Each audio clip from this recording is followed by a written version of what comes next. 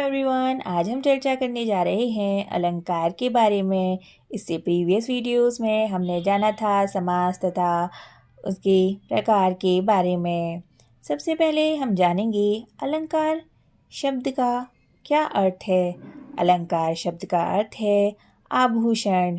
सुंदर वस्त्रों और आभूषणों से जैसे मानव शरीर की शोभा बढ़ती है और व्यक्तित्व आकर्षक बन जाता है, उसी प्रकार कविता को सजाने संवारने के लिए अनेक प्रकार के अलंकारों का प्रयोग किया जाता है। अलंकार शब्द और अर्थ के माध्यम से कविता को आकर्षक बना देते हैं। अलंकार मुख्यतः दो प्रकार के होते हैं, शब्दालंकार एवं अर्थालंकार। और क्या आपको पता है शब्दालंकार के भी प्रकार होते हैं, जैसे अनुप्रास अलंकार, यमक अलंकार एवं श्लेष अलंकार।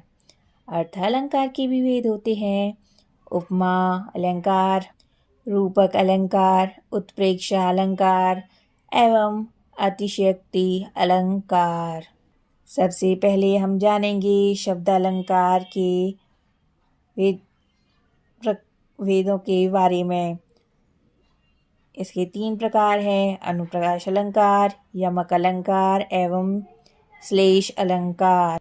अनुप्रास अलंकार जहाँ स्वरों की भिन्नता होते हुए भी एक ही वर्ण की आवृत्ति होती है, वहाँ अनुप्रास अलंकार होता है। जैसे उदाहरण इस प्रकार है, सजग स्वस्थ सूचि विमल धवल नव, सजल सफल नव नवल सकल भव। यहाँ पर श तथा ला की आवृत्ति हुई है। एक और उदाहरण के द्वारा हम अनुप्रास अलंकार के बारे में जानेंगे। तरनी तनूजा तट तमाल तरुवर बहुछाए। जैसा कि आप देख सकते हैं यहाँ पर त वर्ण की आवृत्ति हुई है। अब हम बात करेंगे यमक अलंकार के बारे में, जहाँ एक ही शब्द एक से अधिक बार आए तथा भिन्न भिन्न अर्थ दे, वहाँ यमक अलंकार होता है। जैसे उदाहरण है, काली घटा का घमंड घटा। यहाँ घटा 2 बार आया है और एक बार इसका अर्थ है घटा का मतलब बादल, तो दूसरी तरफ घटा का मतलब होता है कम होना। तो यमक अलंकार में एक ही शब्द एक से अधिक बार आया है और भिन्न भिन्न अर्थ हैं इसके। एक और उदाहरण है, कनक कनक ते 100 गुनी मादकता अधिकाय, या खाए बौराए नर वा पाए बौराए। यहाँ पर कनक शब्द 2 बार आया है। पहले कनक का अर्थ है सोना तथा दूसरे कनक का अर्थ है धतूरा। क्या आप जानते हैं धतूरा किसे कहते हैं? अगर हाँ तो कमेंट बॉक्स में ज़रूर टाइप कीजिए।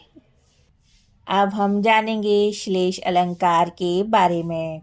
श्लेष का अर्थ है चिपका हुआ, जहाँ एक ही शब्द में एक से अधिक अर्थ चिपके हुए हों तो वहाँ श्लेष अलंकार होता है।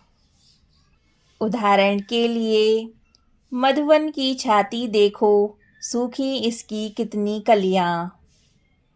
कलियाँ शब्द का अर्थ फूल खिलने से पूर्व की अवस्था एवं यौवन से पूर्व की अवस्था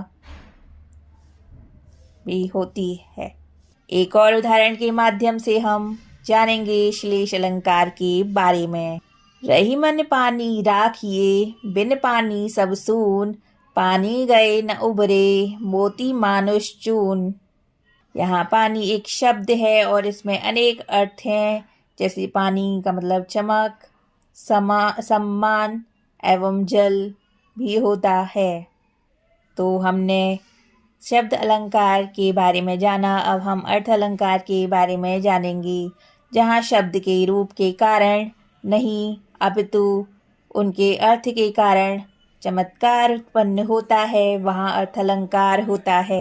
अर्थालंकार कितने प्रकार के होते हैं हमने जाना था ना वीडियो की स्टार्टिंग में। बताइए कौन कौन से होते हैं अर्थालंकार।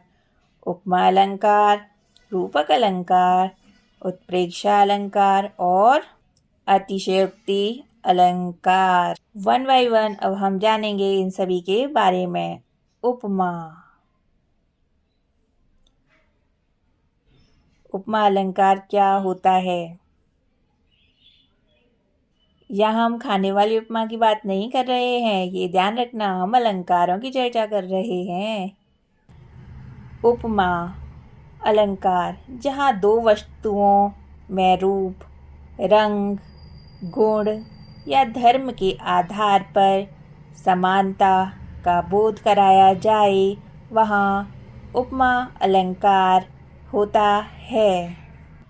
उदाहरण, वह कबूतर सी चिड़ैया जब लहर जाती गगन में, पंख आतुर फड़फड़ाता, हंस सा अरमान मन में। पहली पंक्ति में आकाश में लहराती हुई चुनरिया को कबूतर जैसी बताया गया है। दूसरी पंक्ति में मन के अरमान को हंस की तरह कहा गया है, जो उस चुनरिया को देखकर फड़फड़ाता है। यहाँ उपमा अलंकार है। अब एक और उदाहरण लीजिए। हाय फूल सी कोमल बच्ची हुई राख की थी ढेरी।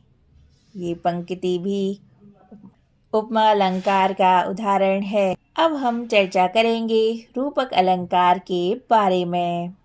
रूपक अलंकार अत्यधिक समानता के कारण जहाँ उपमेय में उपमान का अभेद कर आरोप कर दिया जाता है, अर्थात दोनों को एक कर दिया जाता है, वहाँ रूपक अलंकार होता है। उदाहरण के लिए पंक्ति है कुछ इस प्रकार है।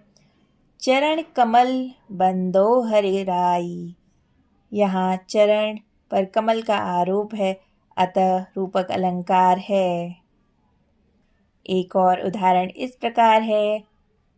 पंक्ति है, मैया मैं तो चंद्र खिलौना ले हूँ। अब हम चर्चा करेंगे उत्प्रेक्षा अलंकार की, जहाँ उपमेय में उपमान की संभावना की जाए वहाँ उत्प्रेक्षा अलंकार होता है। वाचक शब्द मनु, मानो, मनहु, जनहु, जानो, ज्यों आदि शब्दों का प्रयोग किया जाता है। उदाहरण के लिए उस काल मारे क्रोध के तन कांपने उसका लगा, मानो हवा के जोर से सोता हुआ सागर जगा। चक्रव्यूह में अभिमन्यु की मृत्यु का समाचार सुनकर अर्जुन का शरीर इस प्रकार क्रोध से कांपने लगा, मानो तेज तूफान के कारण सोता हुआ समुद्र जाग गया हो। यहाँ क्रोधित अर्जुन के शरीर में तूफान से युक्त समुद्र की संभावना की गई है, अतः उत्प्रेक्षा अलंकार है।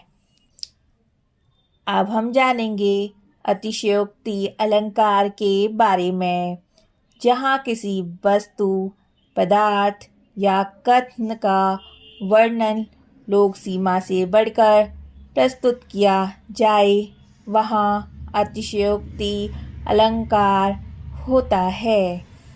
उदाहरण के माध्यम से जानना चाहेंगे आप?